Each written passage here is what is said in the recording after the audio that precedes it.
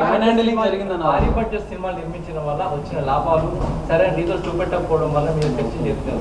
నా దగ్గర కాదండి, మొత్తం జరిగితే మళ్ళీ మీ దగ్గర అంటారండి. తర్వాత వాళ్ళకు కూడా అడుగుతాం. సో అన్నీ జరుగుతాయి. It's a process.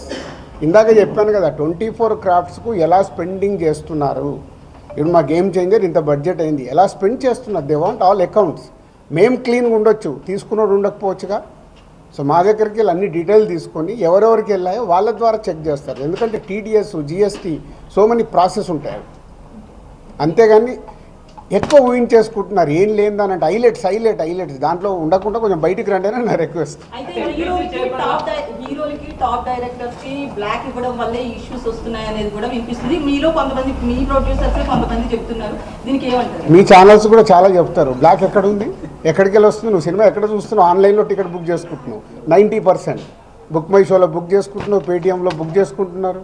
ఎక్కడుంది క్యాష్? 90% అకౌంట్లోనే కదా అందరు మీరు బుక్ చేసుకుంటున్నారు, సినిమాలు చూస్తున్నారు. అది మళ్ళీ మీ ఊహ. ఎవరికి రావాల్సిన స్టోరీలు ఎప్పుడు రాసుకుంటూనే ఉంటారు. ఎందుకంటే మీకు కూడా హైలైట్స్ కావాలి కదా, లేకుంటే కష్టంగా.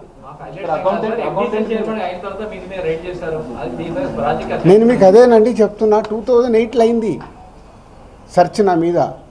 ఎన్ని సంవత్సరాల తర్వాత వచ్చారు?